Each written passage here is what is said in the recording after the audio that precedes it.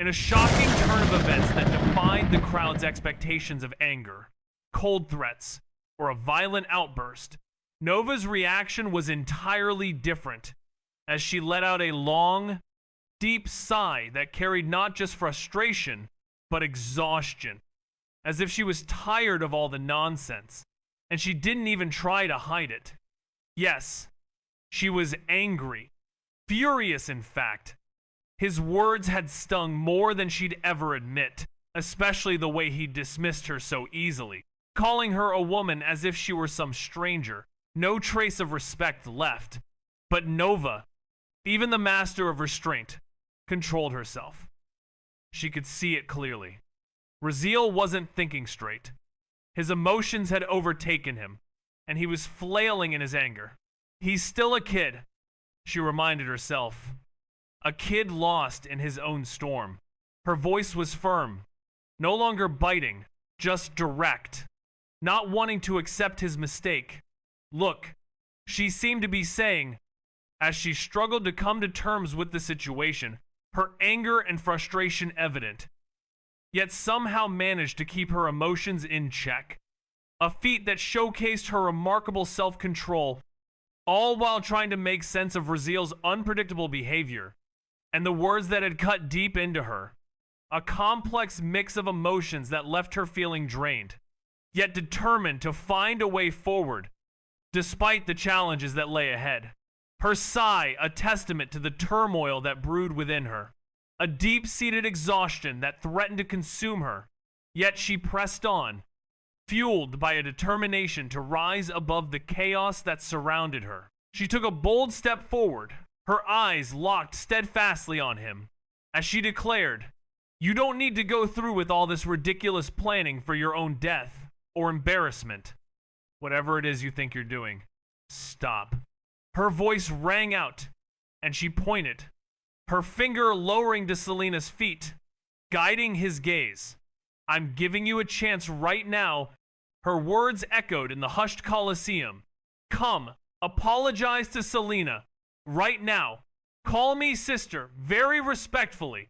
Do that, and I promise you that no one will harm you from this moment forward."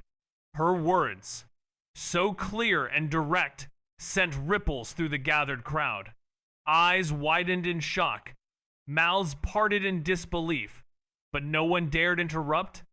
The weight of her authority silenced them more effectively than any threat, as she stood firm, her eyes steady, her voice unwavering, her presence commanding attention and inspiring a sense of awe.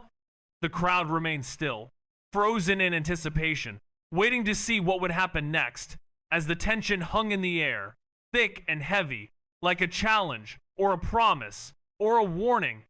It was all there, in her voice, in her eyes, in her stance. A potent mix of power and conviction that was impossible to ignore. Nova thought grimly, if he can't understand what I was trying to teach him with words, then maybe I just need to be straightforward, lead him in if I have to. Looking at his intelligence, he'll see. This is the smart choice. He'll agree. But before he could respond, Selena took a hesitant step forward. Her face was a canvas of tangled emotions, guilt, sorrow, confusion. "Nova," she said, as she struggled to find the right words to express herself. Her emotions were palpable, and it seemed like she was searching for a way to break through to him, to make him see things from her perspective.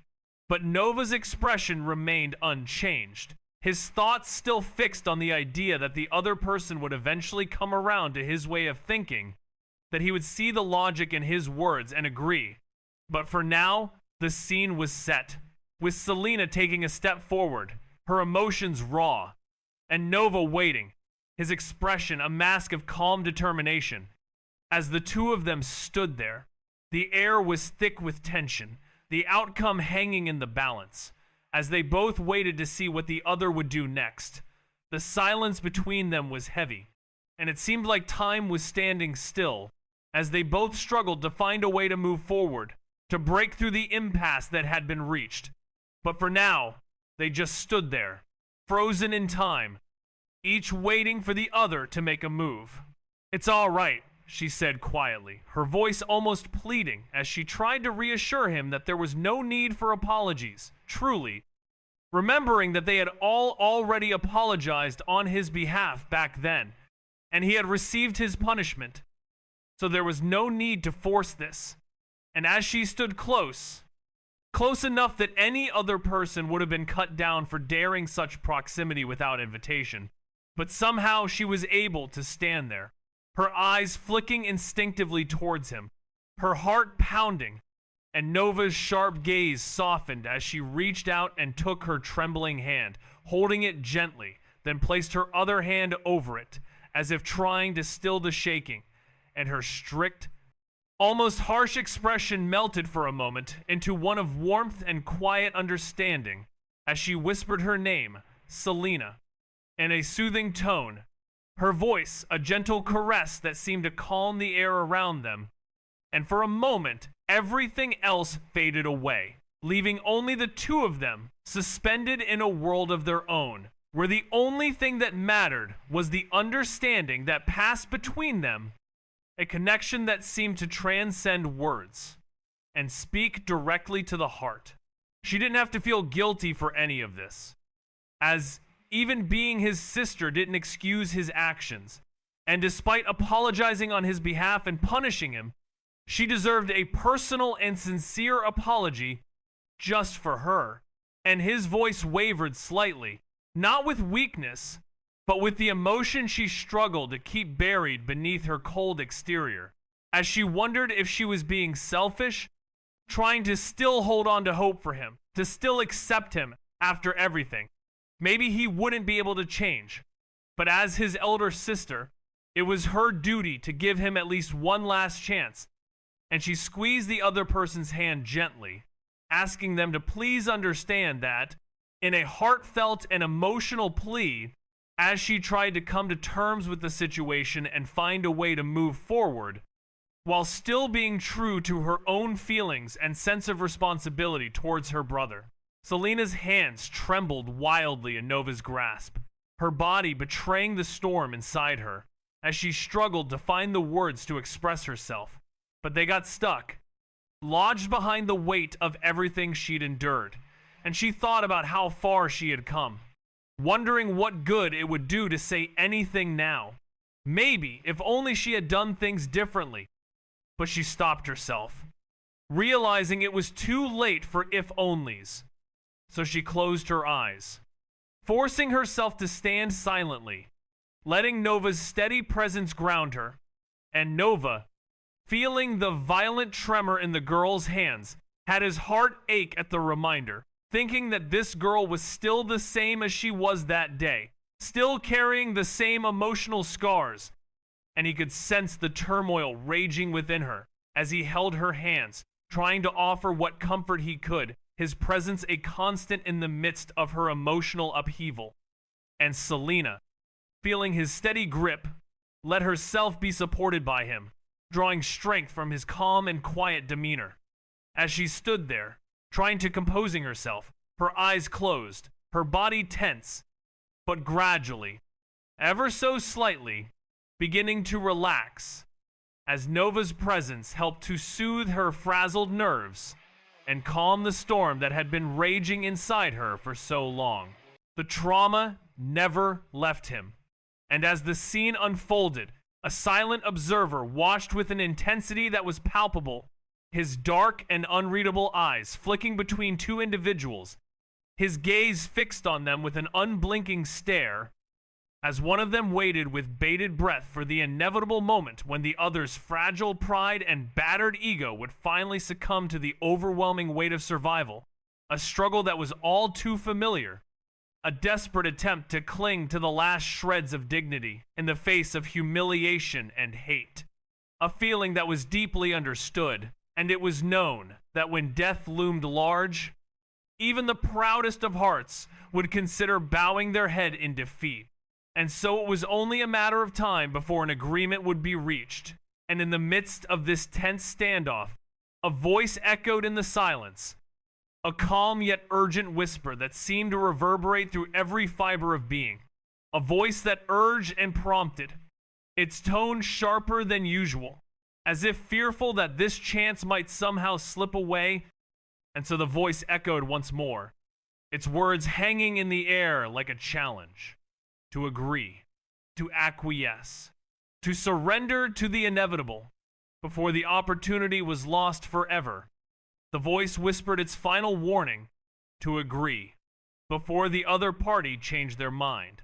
The system offered a stern warning, urging caution and emphasizing the significance of the upcoming opportunity, stating, "Don't mess this up. You'll get the perfect chance to develop your power, and you can lay low under the safety. It's a golden opportunity." The system acknowledged that it would be hard, given everything that had been done, but advised against being idiotic, emphasizing that they're not a heroic system, and that the path of a villain must be walked. Doing what a villain must, sometimes being shameless, is acceptable, and pride debts can be paid late. The system laid out its reasoning in full, though deep down, it knew the individual didn't really need the reminder. Being clever, too clever to throw this chance away. But still, the system felt compelled to drive the point home. It felt the need to say it, just in case. But instead, a low whistle cut through the quiet arena, a sharp sound that seemed to hang in the air as he ran his fingers through his long hair, a crazy grin spreading across his face, the grin of someone who had nothing left to lose. His shoulders began to shake, as if holding back deep laughter, as if the entire situation was one big joke. Nova watched him closely, a faint smile tugging at her lips.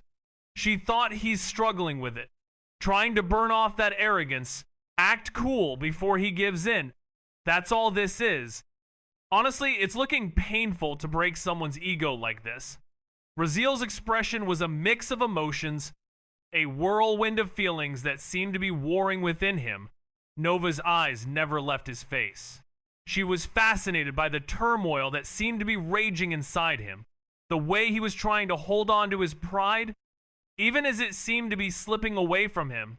It was almost as if he was aware of the fact that he was losing, that he was on the verge of being broken, and yet he refused to give in, refused to acknowledge the truth, that he was no longer in control, that Nova had the upper hand. And it was this realization that seemed to be tearing him apart. The struggle to maintain his composure, to keep his ego intact, was a palpable thing. A living, breathing creature that seemed to be writhing in agony as the reality of his situation slowly began to sink in. And Nova watched it all, her eyes glued to his face, as she waited for the inevitable. The moment when he would finally crack, when his facade would crumble, and he would be left with nothing but the stark, harsh truth that he was beaten, that he had lost. And it was this moment that she was waiting for. The moment of triumph. The moment when she would emerge victorious, and Raziel would be left to pick up the pieces of his shattered ego. The system's voice cackled with dread as it felt the storm brewing inside him. Sensing the dangerous spark of defiance rising, and in a last-ditch effort to calm the situation, a warning was issued. But Raziel wasn't listening, his mind recoiling at the suggestion to apologize, a concept it spat out like poison, refusing to consider it, especially not for standing up for himself. And as he bit the inside of his cheek to fight back the words that clawed at his throat, his eyes burned cold and wild, as if he'd already accepted death and now welcomed it, and with a slow shake of his head, his expression darkening, he spat on the ground at their feet, literally. And Noah looked down at the motion emotionlessly, before Raziel's voice cut in, sharp as steel, his gaze daring them to try, his chest rising and falling with heavy, ragged breaths. Like a man ready for execution but refusing to kneel. And in a shocking turn, he issued a challenge. His grin widening, unhinged, as his fingers popped the top button of his shirt loosening it as if preparing for whatever storm would come.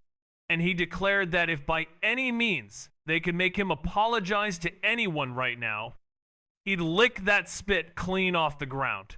"Come on," the young individual exclaimed, his words echoing through the silent Colosseum like thunder, as he seemingly expressed his indifference to his own mortality, refusing to beg or rely on the sympathy of others to survive.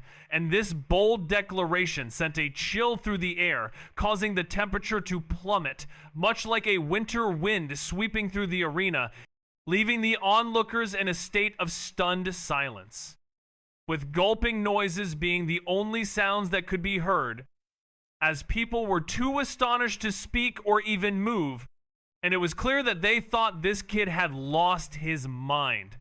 A thought that rippled through the crowd, with utter madness being the consensus, as he had just thrown away what appeared to be his one chance to change his life, to escape the depths of despair and reach for a better existence.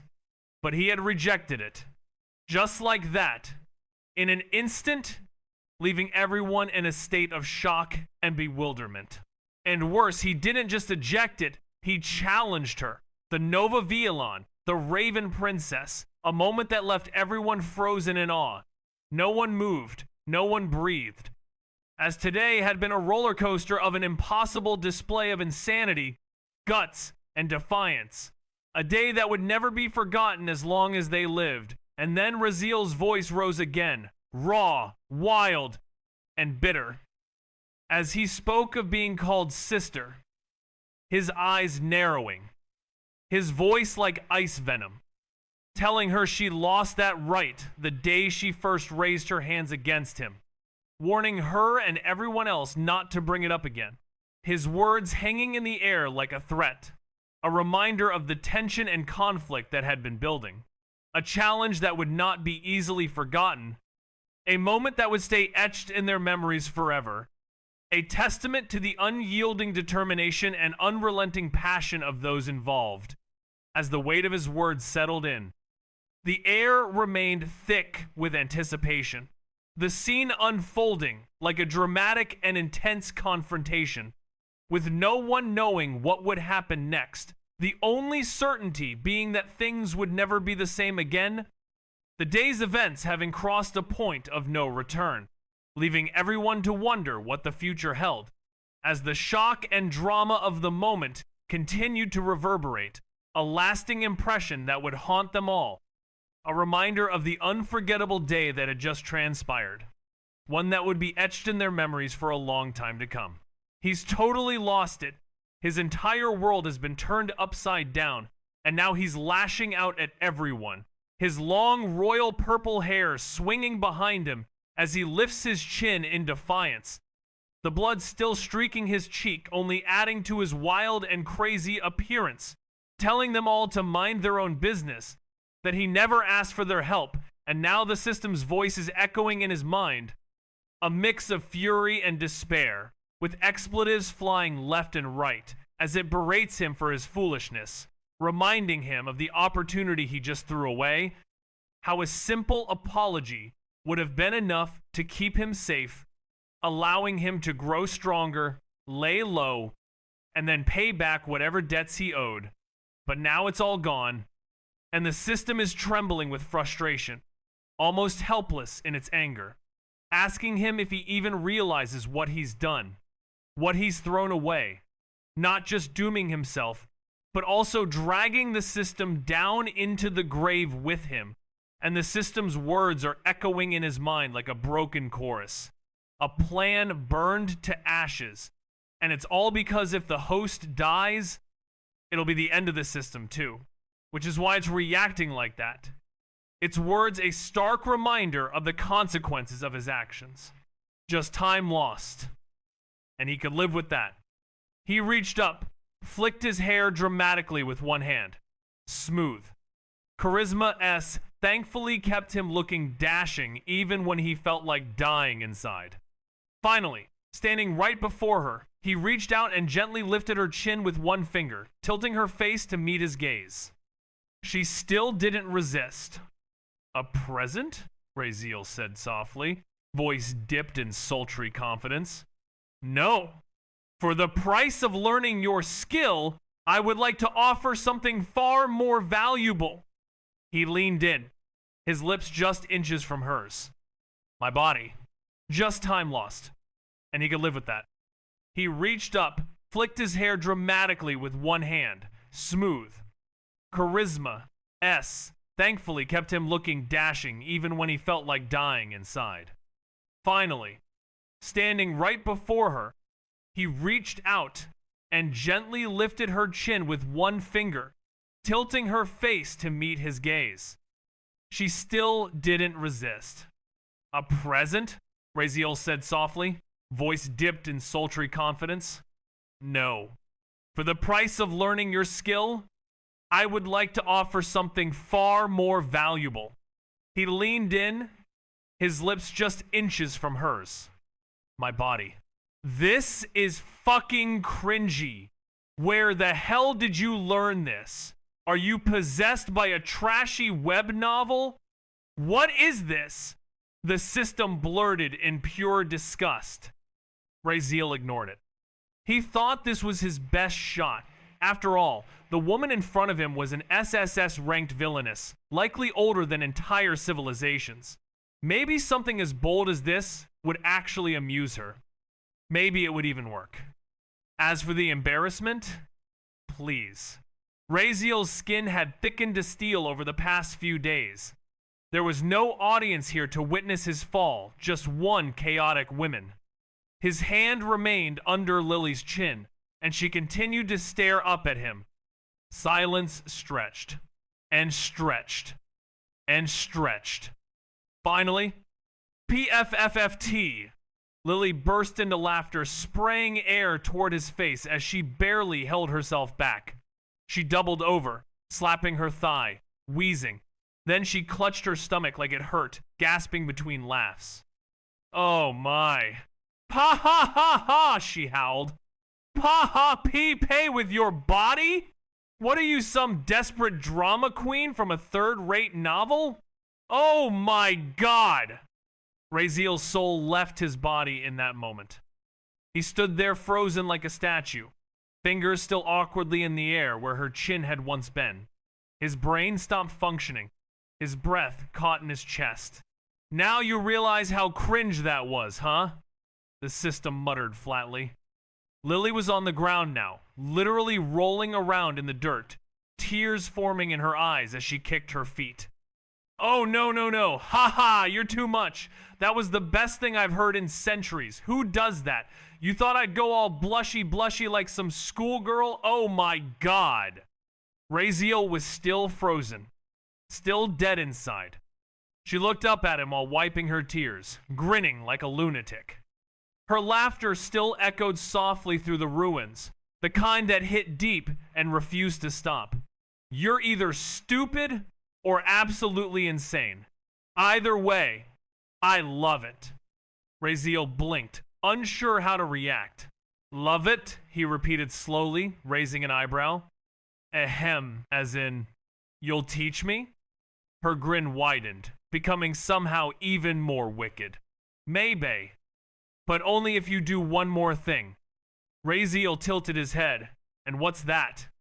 His embarrassment from earlier? Gone. Burned to ash like a useless old scroll. He didn't care anymore. If shame could be set on fire, his was already incinerated and blown away with the wind. It was just some little sacrifice. Right? Lily leaned in close, her breath teasing his cheek. Her voice dropped to a syrupy, sensual whisper that felt far more dangerous than anything she had done so far. Call me. Mommy. Raziel's soul nearly left his body. What? What? He gasped, stumbling back a full step like he'd been struck by a divine-grade lightning bolt. The air around him cracked with the silent scream of his pride being shattered. Just like protagonist in that Korean drama. Sigh. It's all right, host. I know you won't be able to do it. How could you? Don't worry, I won't remember this moment. I promise. Let's just leave this place. Clearly, this sacrifice is too much.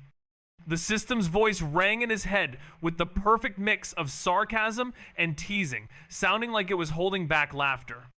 You're the kind of guy who'd rather die than apologize.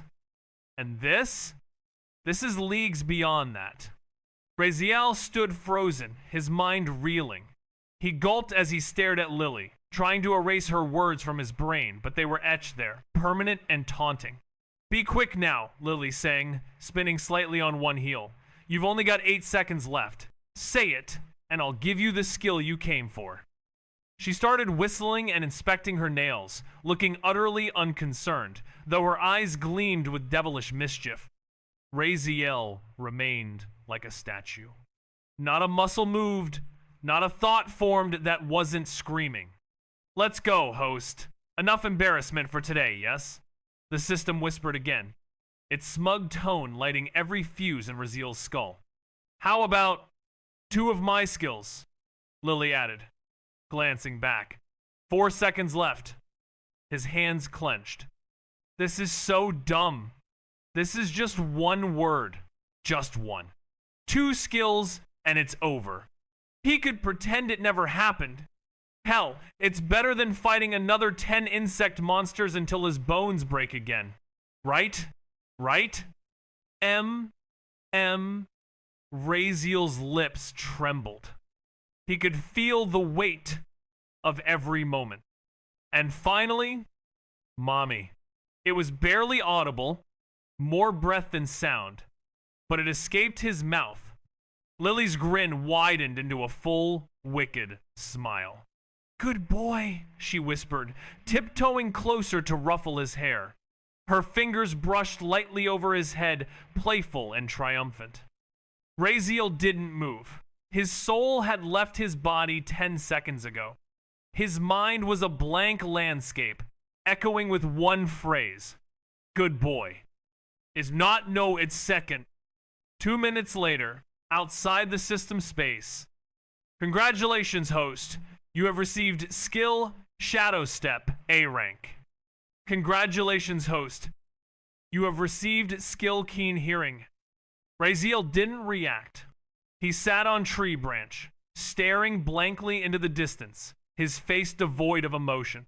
He would bury it, kill it, pretend it was a dream, a hallucination brought on by training trauma, anything. But if Lily ever dared to repeat that phrase again, good boy. Raziel stood up with a slow, heavy exhale. The skills he just acquired were powerful, insanely so, worth every piece of the humiliation, even if he'd rather die than admit it out loud. All right, he muttered, clenching his fists. Time to put these skills to use. And next time, he would bury it, kill it, pretend it was a dream, a hallucination brought on by training trauma, anything. But if Lily ever dared to repeat that phrase again, good boy.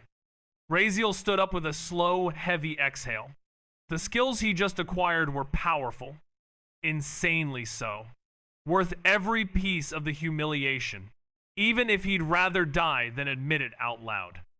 All right, he muttered, clenching his fists. Time to put these skills to use. And next time, no more mommy quests. Ever. Sure, host, whatever you say. Good boy. System. Chapter 62. S-ranked skill in use. Raziel stood silently, still recovering from the embarrassment that had just occurred moments ago, but he quickly shoved it all into the darkest corner of his memory. No way was he going to let something like that define him. Not now, not ever. All right. Stop this bullshit and tell me what these skills do? Raziel asked, his voice low and firm, trying his best to sound unaffected. Yes, host. Shadow Step, A rank. Type active, passive, non-upgradable. Effect. When walking on or beneath any shadows, your movements, including footsteps, rustling of clothes, and breathing, emit 0 sound. Consumes mana only when active. Keen Hearing. S rank. Type passive.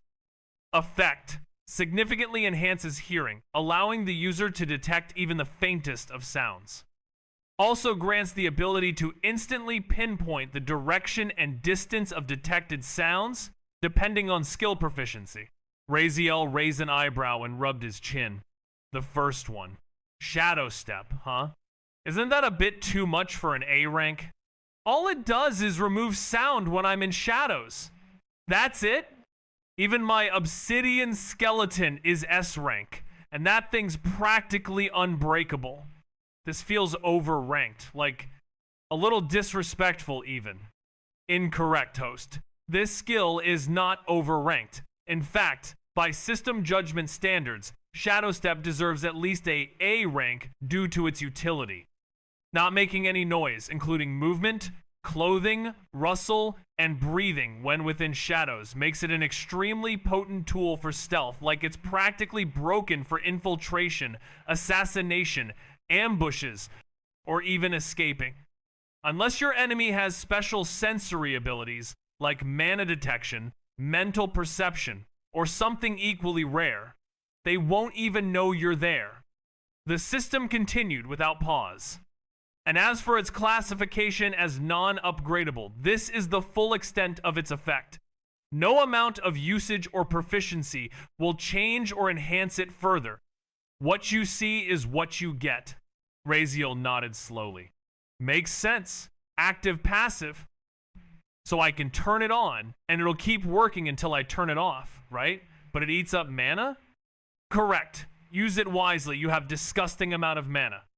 He scratched his chin, already imagining dozens of applications. It wasn't just useful, it was dangerous. If he was ever inside a structure, a dim alley, or just out during the night, he'd basically become a walking ghost. No sound, no trace. All right, I like it. Sounds fun, he murmured. Then his eyes shifted toward the second new skill. Furthermore, unlike visual or mana-based senses, sound is far harder to deceive or erase. Mental and spiritual perception can be disrupted, and even mana senses can be fooled with illusions or suppression techniques. But sound? Unless your opponent uses extremely rare skills like your very own Shadow Step, you'll hear everything. In addition, keen hearing transfers information to your brain instantly, no delay. Your reaction time improves passively as your perception of incoming threats becomes near instantaneous. The system's tone grew even more informative. At higher proficiency, this skill will allow you to literally form visual images through sound alone. Imagine perceiving your environment like an echolocation radar, but clearer, allowing you to fight with your eyes closed. Also, before you ask why this system display or format is different from your older skills, this one is from an entirely different world system. Each villain originates from a different dimension, and though I can translate all skills into this interface, some system traits remain unchanged. Alright. Furthermore, unlike visual or mana-based senses, sound is far harder to deceive or erase. Mental and spiritual perception can be disrupted, and even mana senses can be fooled with illusions or suppression techniques. But sound? Unless your opponent uses extremely rare skills, like your very own Shadow Step, you'll hear everything. In addition, keen hearing transfers information to your brain instantly, no delay. Your reaction time improves passively as your perception of incoming threats becomes near instantaneous. The system's tone grew even more informative. At higher proficiency, this skill will allow you to literally form visual images through sound alone. Imagine perceiving your environment like an echolocation radar, but clearer, allowing you to fight with your eyes closed. Also, before you ask why the system display or format is different from your older skills, this one is from an entirely different world system. Each villain originates from a different dimension. And though I can translate all skills into this interface, some system traits remain unchanged. Alright. Damn. Raziel nodded again, this time more seriously. As for skill growth, it has 4 tiers. Basic, Intermediate, Advanced, and Ultimate. You are currently at Basic. But good news, this skill grows with use and talent, and your natural talent makes progress, makes learning speed significantly faster. All right. That actually makes a lot more sense now. Raziel nodded, finally satisfied. Everything was falling into place. He could already think of dozens of ways to use these skills, even in combo. A soundless step and hearing everything within a wide radius. Assassin build unlocked. He sighed. Maybe those humiliating moments were worth it after all. Both of these were high tier and had tons of uses, not just in combat, but for survival and recon too. Alright, system. Enough talk. Time to test them out. Send me back to the training grounds. Let's see what I can really do now. Affirmative, host. Initiating transfer. Prepare yourself. Raziel smirked. I'm going to fuck those Mentises this time, he muttered. Are you prepared, host? Of course. Go on. Within seconds, he found himself standing once again under the giant leaf canopy of the oversized biome. The soft green glow of sunlight filtered through the thick, towering stalks, casting elongated shadows across the uneven ground. 10 green figures materialized before him in a ripple of light, each one identical to the mantises he'd fought and lost to before. This time, though, everything was different. Raziel's ears twitched slightly as his keen hearing S skill activated. The world around him shifted, not visually but perceptually. He could hear everything, not just louder but sharper, clearer. The way wind whispered through the giant grass, the rustle of distant it, even the subtle drag of his own clothes as they shifted with his breathing, every detail flooded into his awareness. Weirdly enough, it didn't overwhelm him. It should have. Any normal person would have been paralyzed by the sudden flood of hypersensitive input, but he didn't feel overwhelmed. In fact, it felt natural. He closed his eyes. Everything went black, visually. But perception, it exploded. He could still sense everything as vividly as before, no vision needed. He could feel the shapes, the forms, the movement of air against surfaces. The sunlight filtering down through gaps in the canopy became threads of clarity in the dark. The way the wind curved around a tree or struck a surface. Cafe opening scene. Cafe opening scene. Touch. Direction. All from vibrations. Correct, host. The skill converts sound into spatial awareness. You will instinctively know the exact shape and position of anything within range. It's definitely worth S rank, he muttered. Maybe even higher. And then it began. Swish, swish, swish. And suddenly, Raziel crouched low without warning, narrowly dodging a deadly slash aimed straight for his head from the left. He didn't turn, didn't even slow down, forcing himself to move as if he hadn't heard it, refusing to let it reach him. Not that it mattered, as behind him, a figure stood quietly, watching his retreating figure, a small, sad smile creeping onto her face. She closed her eyes, taking in a breath that trembled just faintly. Then she turned, as if to walk away in the opposite direction. But halfway through, her steps slowed. She hesitated, glancing back at him over her shoulder. Without a word, she lifted her foot slightly, hovering just above the ground. And then, with a soft whisper, radiant bloom, the words were as soft as a breeze. And the moment her foot touched the stone, a golden ripple burst outward. It spread like a circle of light, racing across the Colosseum floor, shimmering like sunlight, dancing on water. It passed through everything. Students, stone, debris, with unstoppable grace. My agility and reaction speed are too low, even when I can feel their movements like they're happening in slow motion. Raziel thought, frustrated. I can literally sense their body positions and predict where the slashes will come from. But if they all strike together and I don't have space to dodge, that was it. That was why he'd been hit. There simply wasn't enough room to maneuver through all 10 simultaneously. But even with that disadvantage, having this skill changed everything. For a few seconds, Raziel genuinely felt like he was in Ultra Instinct, like that long-haired dude from that old anime. Not even a trillionth of a percent close, host, the system muttered flatly. He didn't sense it coming, as no power or shape sensed to warn him, and it stuck him gently, passing through him like sunlight breaking through clouds, causing his steps to falter, and he looked down, confused, as the deep bite wound on his side, a raw, half-burned mark, sealed itself as if it had never been, and the finger-shaped bruises on his face faded too, leaving only the dried blood as evidence they had ever been there at all. And Raziel stared for a moment, silent. Then, without so much as a glance back, he resumed walking. No word of thanks, no acknowledgement, just silence.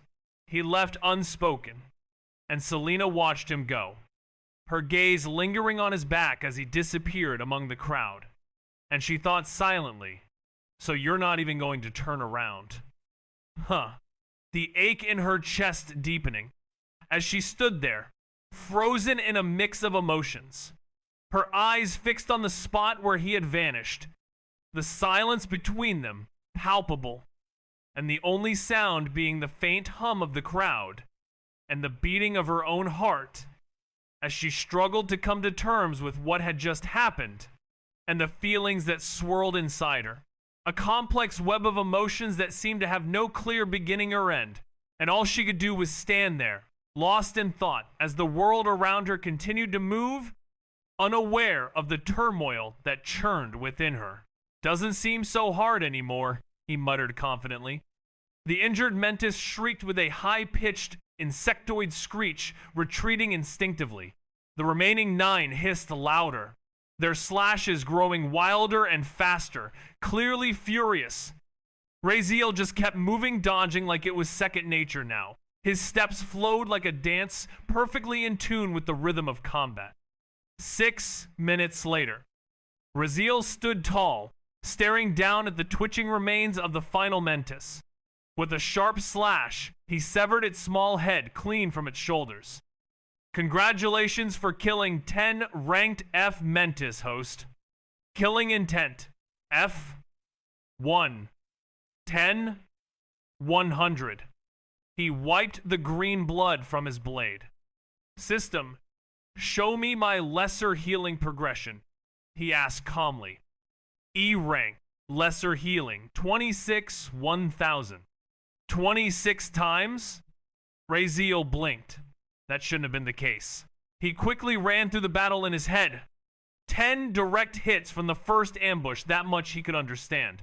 But after that, he had clearly started countering, dodging, and even slicing back effectively. So why had he still taken damage 26 times? He exhaled sharply. It must have been those early injuries. They slowed my movement. Made the dodges a second too late, the counters half a beat off. Still, if this had been the real world, without infinite stamina and healing, he might have collapsed from fatigue alone. Even so, it was an immense improvement. After all, it had taken him 10 minutes just to beat one of these monsters last time.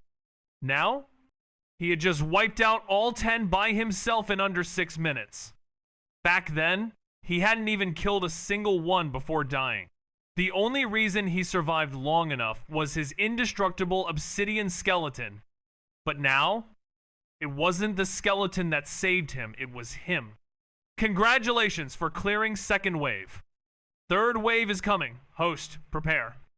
Suddenly, golden light wrapped around Raziel's body, his wounds vanished, replaced with fresh skin. Even his bloodied clothes were gone, replaced by new ones, crisp and clean.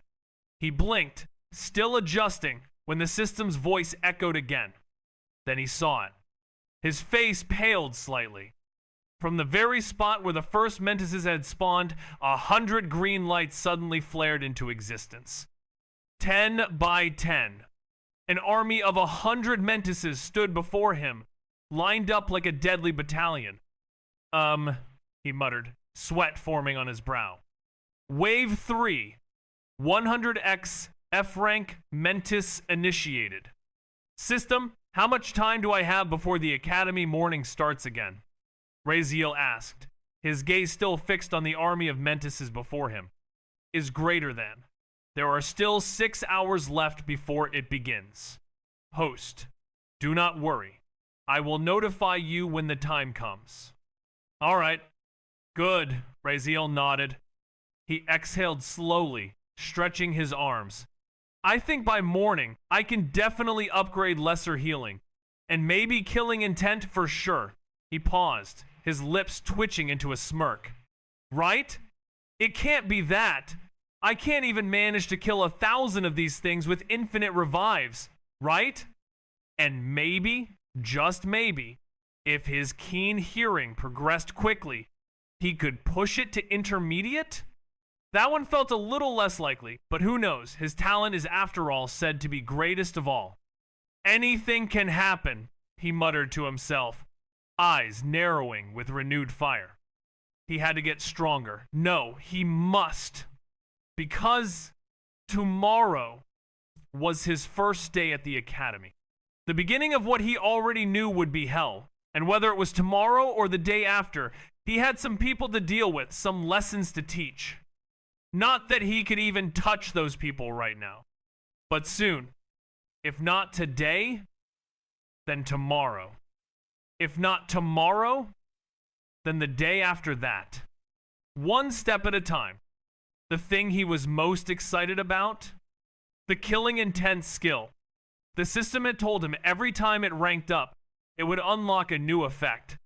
That was enough to keep him going, even through death after death. Let's see, he muttered with a dangerous grin. He cracked his neck, stretched his arms once again, and steadied his breathing. System, he said, stepping forward, ready to dive into the massacre. Let's start this up. Chapter 63, To the Academy. Morning sunlight filtered through the leaves as Raziel stretched his arms and jumped down from the tall tree he had made his temporary bed for the night. A relaxed grin stretched across his face, his soaked hair clinging to his forehead, still dripping from a recent rinse. He had just taken a short swim in a nearby river. Why? Because, well, he was homeless. Yeah. Not that he was complaining. The cold water had jolted his senses awake, and after everything he endured last night, it felt refreshing. And why was he jumping out of a tree? Because that's where he just finished his breakfast. Healthy living, healthy killing, he muttered with a smirk, munching on the last bite of an apple. His breakfast? A bunch of crisp, half-ripe apples he'd collected. It wasn't much, but enough to fill his stomach and fuel his next step. As his senses began to dull and his vision darkened, everything became strange, and he felt himself drifting away until suddenly everything went black, but then a breeze swept in, bringing with it a rush of strange foreign air that washed over his face, and a wave of unfamiliar scents overwhelmed his nose, with hundreds of fragrances, some sweet, some earthy, some sharp like steel, assaulting his senses. And as his eyes opened slowly, adjusting to the strange new world before him, he blinked once, twice, and then he saw it, a message that made his eyes widen in surprise, welcoming him to the SSS rank valley of villainy, with a title that made his eye twitch. Villain title, World's Killer. A designation that seemed utterly absurd, and of course, it was a lunatic's idea, because what else could it be? And he couldn't help but think that this was all just some kind of crazy, twisted joke. But the reality of his situation was slowly beginning to sink in, and he was left to wonder what exactly was going on, and how he had ended up in this strange new world with a title that seemed to suggest he was some kind of villain, a killer, a person he didn't recognize, and the more he thought about it, the more his eye twitched, as if trying to process the sheer absurdity of it all, and he exploited them. At first, he could barely kill 1 or 2 before dying. Then 5, 10. By the 20th attempt, he was carving through waves, his movement more calculated, his dodging more graceful. His perception skill was sharpening too, thanks to that relentless pressure. And finally, after what felt like endless blood and effort, on the 35th attempt killed all 100. He didn't just win, he grew. Thanks to that hellish fight, he earned a precious upgrade. Lesser Healing E. Basic Healing D. Progress 121 tenths 000. His healing had stepped up. Though admittedly, it still wasn't fast enough to make a big difference. A simple 2-centimeter wound still took 10 full minutes to heal. Too slow to rely on mid-battle. But healing was healing. But what excited him even more was the evolution of his most powerful skill. SSS Killing Intent F at Killing Intent A 0. 8 over 1,000. He had killed well over 1,000 Mentises in total through all the attempts. But now that his skill ranked up, each kill granted drastically less progress points per kill had dropped to 1/10. The system explained. He had to kill E-ranked monsters now to progress faster. Still, he wasn't complaining. Because he unlocked a new effect. Killing body. Physical stats increase as more you kill. Raziel's eyes practically glowed when he first saw it. Immediately, he pulled up his stats. Strength E+, agility. Both had increased. He didn't even do anything other than kill. That effect alone made Killing Intent feel like a shortcut to raw power. He confirmed with the system, yeah, the stat boost would continue with the skill's progression. If he pushed it to SS rank, would that make his physical stats SS rank too? The thought made his heart pound with greedy excitement. He wanted more. More power. Maybe just go back and start clutching again, not like he is harming anyone. But alas, time wasn't on his side. It was morning now, and he had to get moving. Today was the first day of his so-called hellish academy life, and he had to be prepared. He had lessons to teach, people to deal with. He sighed, tossing away the apple core. Time to stop thinking about stats and start acting like a normal student who is villain. As he walked in the academy's direction, he glanced down at himself. Black, polished shoes. A fresh black and white suit that looked expensive enough to make a noble second guess. His hair was tied loosely, and his eyes had a calmness like some noble protagonist. A good-looking villain. And yes, he was also wearing a new black underwear. He paused, grimacing slightly as one image returned. That woman. He still didn't know what she was doing with his old underwear. He had tried not to think about it, but it always came crawling back to his brain. What the hell could she possibly be doing with his old underwear? He shivered slightly, pushing the thought away. Some things were better left unknown. He shook the thought away. After several minutes of walking, Raziel found himself entering a bustling roadway.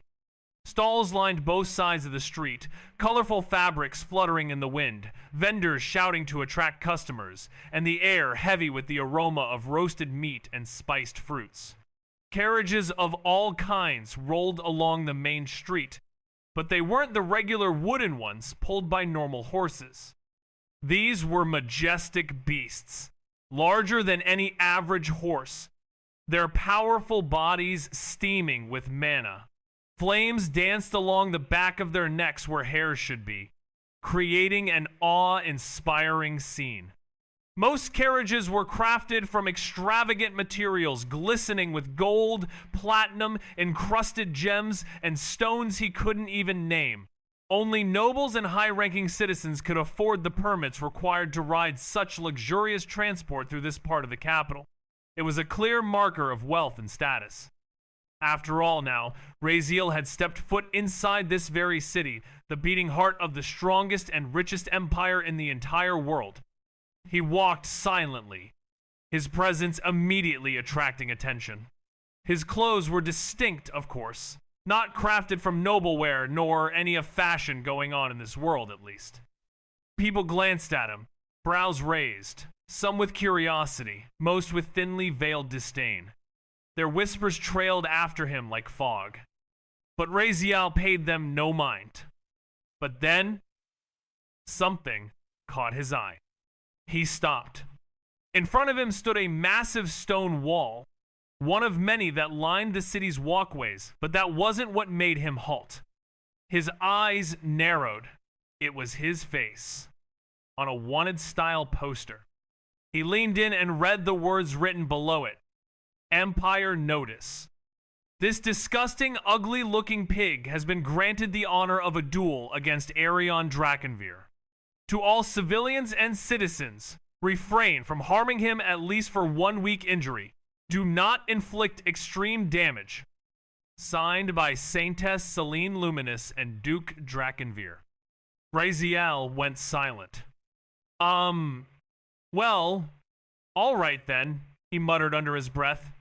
He turned his head slowly, only to see more posters plastered along every wall, every pole, every stall. Ugly. Yeah, that didn't sit well with him. Honestly, he felt more disgusted reading it than the people likely felt looking at him. Part of him wanted to barge into the office of whoever wrote this and beat the shit out of them, but he held himself back for now. He wasn't strong enough yet. Soon, he thought.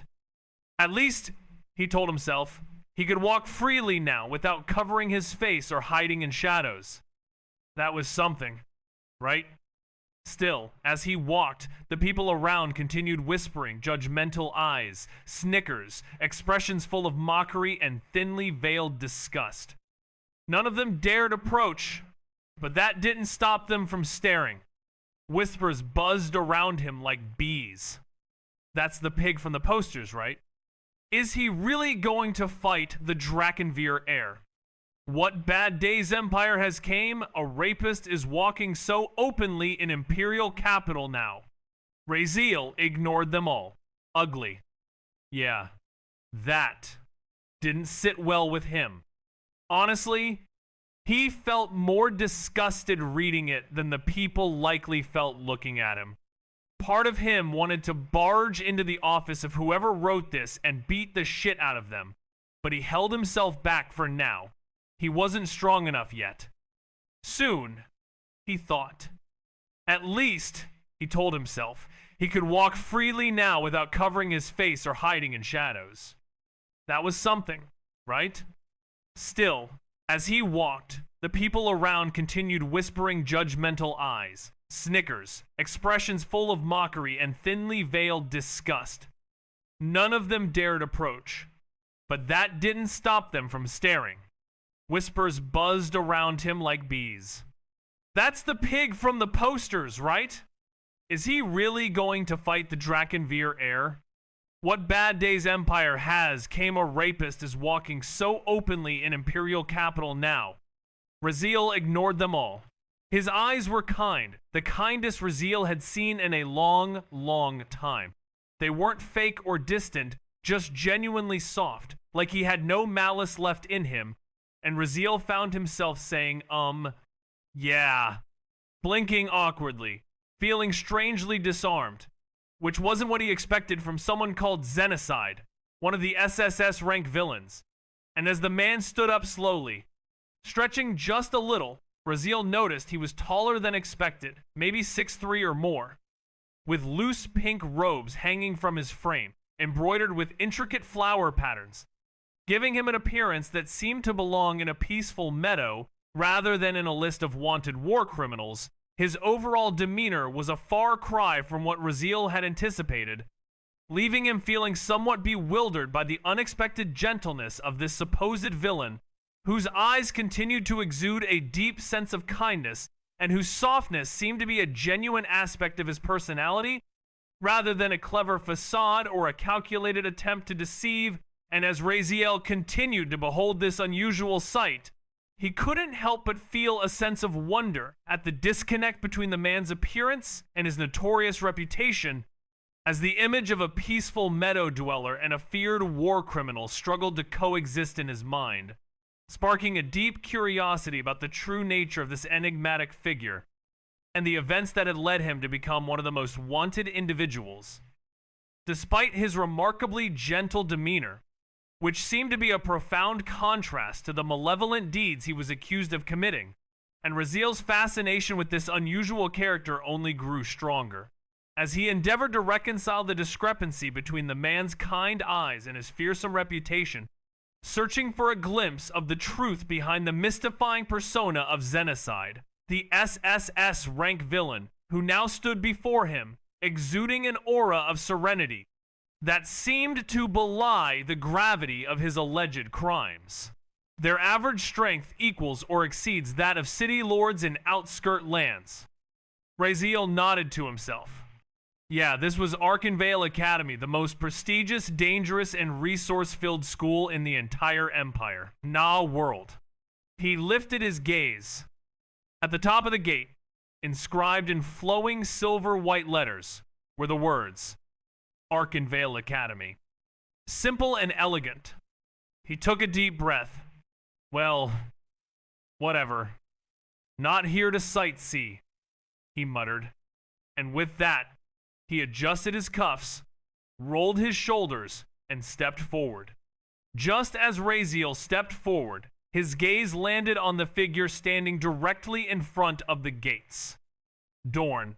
The warden, of course, it had to be him, the very person assigned to check the names of students before letting them in. Raziel's steps slowed slightly. What shitty luck, he muttered under his breath, eyes narrowing. Chapter 64. Call Me Daddy. Raziel sighed, but didn't stop. He stepped forward, heading toward the small side entrance where 3 guards stood posted on either side and in front of a narrow open door embedded within the enormous academy gate. It was like a gate within a gate, only about 10 feet tall, meant for one person to walk through at a time. Just beyond them, he spotted Dorn standing at the final checkpoint. A student was already in front of him, likely finishing the admission verification process. Raziel watched as Dorn pressed a small emblem-like card to the student's forehead, which glowed a faint blue before he was waved through. As the student cleared the gate, Dorn shouted, "All right, next!" Simple enough. Raziel didn't even bother slowing down. There was no need. As he approached, the 3 fully armored guards dressed head to toe in smooth, gray metal stood motionless. Their faces were completely concealed, with only a single horizontal slit for their eyes, giving them a featureless, ominous presence.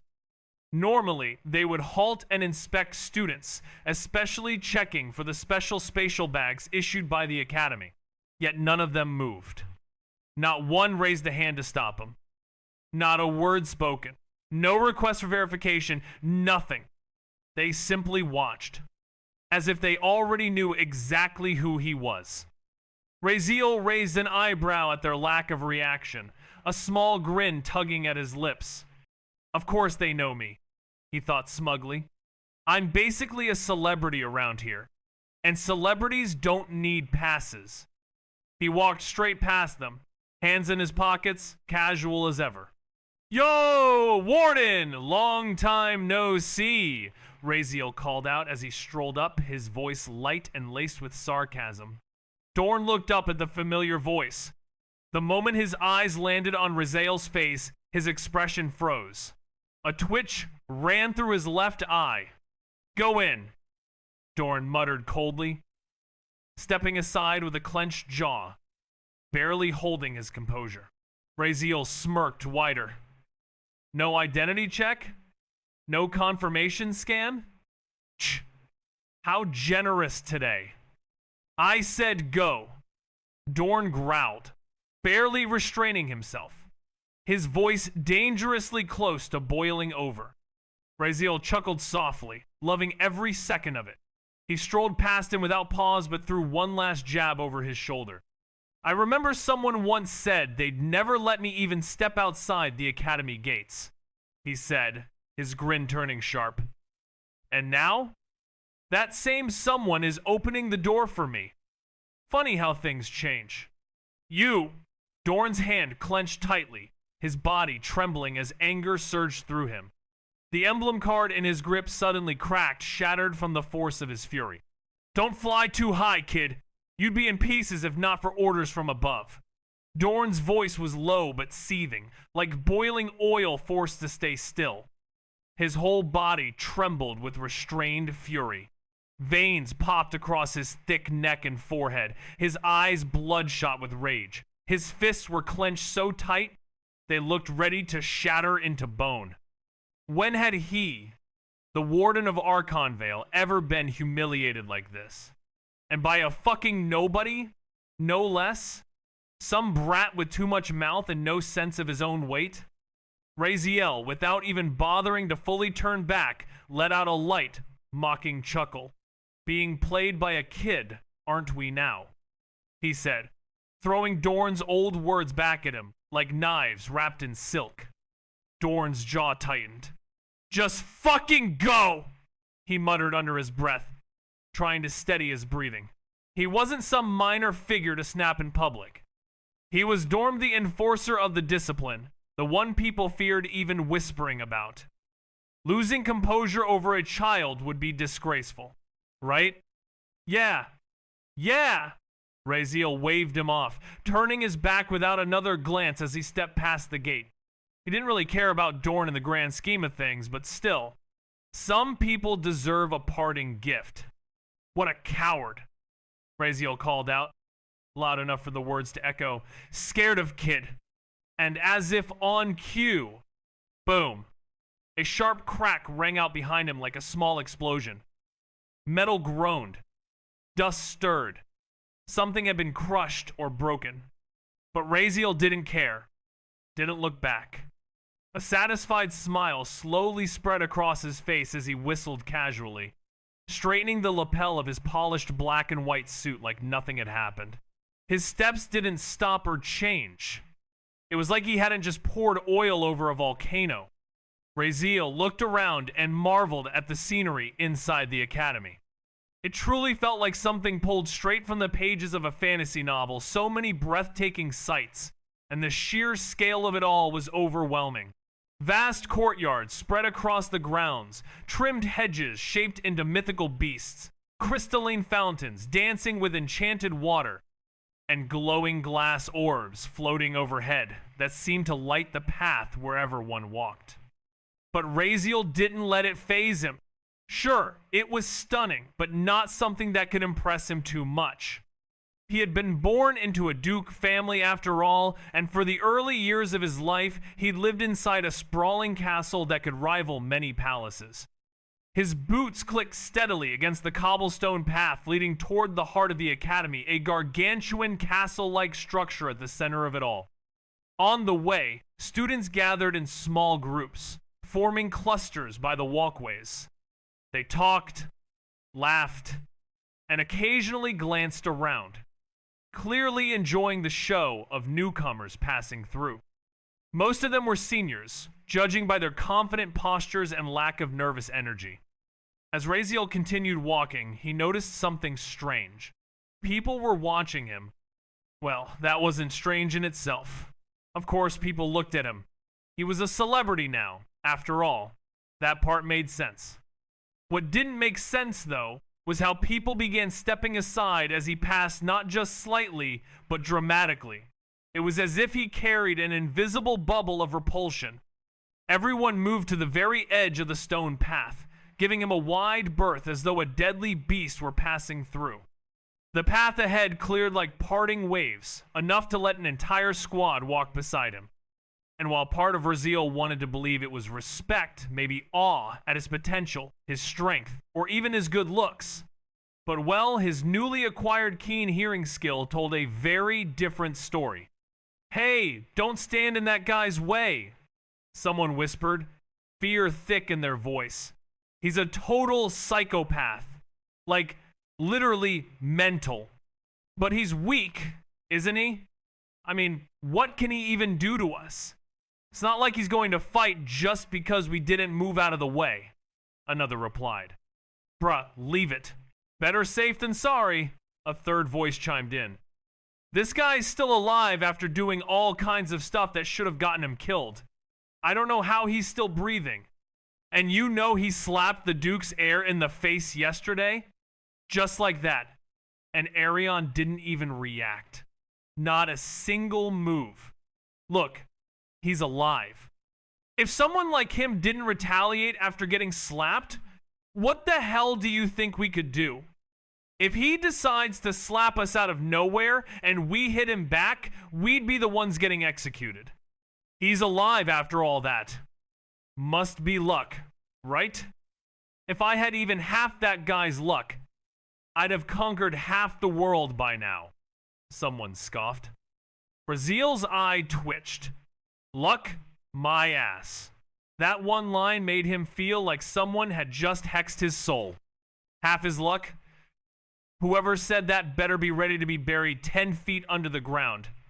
And forget hell, Lucifer himself might refuse to take in someone with that kind of cursed fate. As for the rest of it, Raziel didn't know how to feel. Being feared without doing anything? He wasn't sure if it was satisfying, infuriating, or just plain absurd. "System, you hearing this?" he muttered in his mind, eyes glinting. "I've managed to make every single one of them scared without even showing 1% of my power yesterday. Am I a good villain now? Fear? Bruh, no. Host, they're not in awe. They're flabbergasted by your suicide skills. You look like a guy who speedruns death scenarios." The voice in his head was casual, amused. Then it added, "Just a reminder, only 7 days left until your official death day. Will you be strong enough by then?" Raziel didn't answer immediately. His eyes looked ahead, pupils narrowing as he saw the academy gates looming in the distance, a whole new world waiting beyond.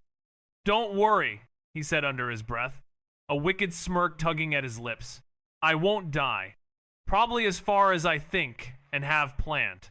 He rolled his shoulders back and walked through the parting crowd like a shadow king, reclaiming his throne, mocked, feared, and deadly silent.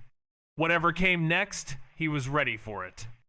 Suddenly, as Raziel was walking, a voice cut through the murmur of the academy grounds. "Hey, is that the guy whose posters are everywhere? The one called the Disgusting Pig?" Raziel paused mid-step, his expression unchanged, though his fingers twitched just slightly in annoyance. Footsteps approached, heavy and deliberate. "Of course there are still idiots," Raziel muttered under his breath, dramatically placing a hand over his face. "How can it be a proper fantasy novel without a few clowns showing up on cue?" "Oh, stop, little piggy." He turned, slowly, only to find himself facing a trio of walking stereotypes. A bulky, muscular guy with wild yellow hair stood in the center, flanked by two black-haired, skinny followers, both with the same look of forced arrogance masked under a layer of cowardice.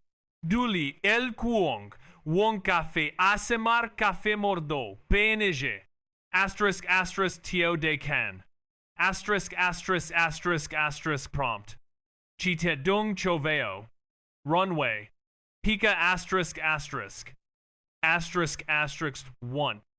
Soft Cafe intro and prepare cup asterisk asterisk 18-20 seconds. Asterisk romantic soft cafe aesthetic 16 to 9. Asterisk warm morning or golden afternoon light through window. Soft rosy tint. Dried flowers on table. Asterisk asterisk shot. A 5 seconds. Asterisk asterisk establishing shot of a cozy cafe corner with soft sunlight. Slow pan. Asterisk, asterisk. Shot B, 5 seconds. Asterisk, asterisk. Place a transparent latte glass on a wooden table with lace coaster. Soft times, tap asterisk. Asterisk, asterisk, shot C. 4-5 seconds. Asterisk, asterisk, add. 2-3 ice cubes gently. ASMR clink. Asterisk, asterisk, shot D. 4-5 seconds. Asterisk, asterisk. Brief macro of condensation forming on glass. Asterisk, asterisk 2. Pink cream base and layer beauty, asterisk, asterisk 18-20 seconds. Asterisk, delicate gradient creation. Asterisk, asterisk, asterisk, shot A. 4-5 seconds. Asterisk, asterisk. Pour a pre-mixed pink milk base, strawberry or rose, into the glass. Mid-shot, gentle flow. Asterisk, asterisk, shot B, 4-5 seconds, asterisk, asterisk. Macro close-up of pink milk hugging ice cubes. Asterisk, asterisk. Shot C, 4-5 seconds. Asterisk, asterisk. Add a thin layer of white milk or cream for contrast. Overhead angle. Subtle swirl. Asterisk, asterisk. Shot D, 4-5 seconds. Asterisk, asterisk. Focus pull from background flowers to latte glass. Asterisk, asterisk. 3. Latte shot and layer merge, asterisk, asterisk, 16-18 seconds. Asterisk, romantic coffee shot infusion. Asterisk, asterisk, asterisk, shot. A. 4-5 seconds. Asterisk, asterisk, extract espresso into a small glass. Crema, macro. Warm tone. Asterisk, asterisk. Shot B. 4-5 seconds. Asterisk, asterisk. Pour espresso gently down the side of the glass for a layered pink-brown gradient. Cinematic slow-mo 0.7x. Asterisk, asterisk. Shot C. 4-5 seconds. Asterisk, asterisk. Gentle stir once for marbling effect. Close-up swirl patterns. Asterisk, asterisk 4. Cream. Rose topping and details. Asterisk, asterisk. 18-20 seconds. Asterisk. Elegant and poetic detail work. Asterisk, asterisk, asterisk. Shot A, 4-5 seconds. Asterisk, asterisk. Add soft whipped cream on top. Subtle ASMR. Asterisk, asterisk. Shot B, 4-5 seconds. Asterisk, asterisk. Sprinkle tiny edible dried rose petals. Macro shot falling petals. Asterisk, asterisk, shot C, 4-5 seconds. Asterisk, asterisk, add a thin pink wafer stick or heart-shaped decoration. Aesthetic placement. Asterisk, asterisk. Shot D, 4-5 seconds. Asterisk, asterisk. Macro dream bokeh shot with soft pink flare. Asterisk, asterisk 5. Romantic sip and outro, asterisk, asterisk 16. 18 seconds, asterisk, gentle emotional closure. Asterisk, asterisk, asterisk, shot A. 4-5 seconds. Asterisk, asterisk. Slide glass toward viewer on a lace mat near window. Elegant movement. Asterisk, asterisk, shot B, 4-5 seconds. Asterisk, asterisk, soft hand, pick up shot lifting latte as if sharing a special moment. Faint glass chime. Asterisk, asterisk, shot C, 4-5 seconds.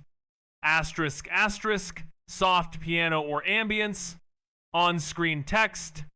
Asterisk, asterisk, pink cream latte, a sip of warmth and love. Asterisk, asterisk. Fade out warm. Oh, is that so? I've heard of that too. But wasn't the limit that he just can't be fatally harmed? Doesn't mean he can't take a few bruises, right? He chuckled. He turned to Raziel again. Look, I'm not scared of you. Others might be, but not me. I am Camille. I stand for my ideals. I fear no one, not some pig in a suit, not even the academy itself. The moment those words were spoken, it was as if the entire area held its breath. Conversations halted. Students who had been walking stopped mid-stride. Those who had been seated turned to look. All eyes were on them. Raziel's lips twitched upward into a crooked, amused smile. This guy really doesn't get it, he muttered to himself. Guess we're doing this. And with that, the air itself grew heavy as a storm of tension surged through the academy grounds. Host, you're gonna get embarrassed here. Getting beaten on the first day of the academy, that's embarrassing. Let's not try this. You're not at his level. How about some other day? The system spoke in a soft, almost pleading tone, like a worried older brother trying to keep his hot-headed sibling from charging into a lion's den. But Raziel just blinked, confused. Who said I'm going to fight him? Wait, what? But didn't you just say you're gonna... Wait, no. Don't tell me you're going to call him Daddy? The system suddenly panicked, as if its entire digital existence had been shattered in one sentence. Damn, host. Never in my dreams. First that mommy, and now this? Did you actually like being called good boy that much? Sk. Tisk. Host, never could I have expected this path from you. Just shut the fuck up. Raziel snarled mentally, grinding his teeth. Seriously, what kind of system did he end up with? Who said someone needs to be touched to be beaten? He thought, a devilish grin curling at the edge of his lips. See and learn, system. Watch how I wreck this fool without even laying a finger on him. Call him daddy? The word. That's way too fucking far. Chapter 65. Ex-fiancé. Raziel sighed inwardly, shaking his head. When? Swish. He suddenly shifted his body to the side, just in time as a punch flew toward his face. Oh? You can react to that? Camille scratched the back of his head, pulling back the fist he'd just thrown. His expression flickered with mild surprise. From what he could sense, this kid doesn't even have thread of mana or aura. Is his reaction really that fast, Camille wondered? Just by physical movement alone? He had thrown a clumsy punch, not even reinforced by mana or aura, but still, it wasn't something a first year could dodge. Especially not someone like Raziel, a kid with known defects and almost no foundation. I almost got embarrassed just now, Raziel muttered to himself, exhaling quietly. He had predicted the punch, sure, but reacting to it? His body was sluggish. If not for all that time fighting those 100 mantises with E-rank agility, I wouldn't have been this flexible now. Even then, compared to this guy, my agility is too slow. He must be at least C rank, maybe even B in agility when using mana or aura. And even without those, his base body alone must be at D rank, at minimum probably the result of years of training with aura, which naturally strengthens the body over time. Damn, did he really just attack him? He's called the crazy yellow chimpanzee of the academy, but even champagne aren't usually this dumb. Whispers rippled through the gathered students, forming a wide circle as they watched the scene unfold with growing enjoyment. Guess I won't be lazy anymore, Camille muttered, rotating his shoulder with a slow swing. So fast, Raziel whispered as his hearing picked up the shift in wind pressure, the sign of an incoming attack. He tried to dodge to the right immediately. Camille smirked as he watched the boy start to move before the strike had even launched. Such good perception, he thought. But your speed, it's nowhere near enough. Bam. Camille didn't use his hand. He suddenly retracted it mid-motion and instead delivered a swift, brutal kick straight into Raziel's stomach, right below the ribs. Raziel saw it coming. He knew it was coming. And still he couldn't react fast enough. The kick connected cleanly. His body flew through the air, launched nearly 6 feet up, but he managed to stabilize mid-air and land on his feet right beside the outer edge of the crowd. The surrounding students instinctively stepped back the moment he landed. Raziel stood straight. expressionless, even little sighing. As if he hadn't just taken a solid kick to the gut. Calmly, silently, he began dusting off his suit jacket where the impact had landed.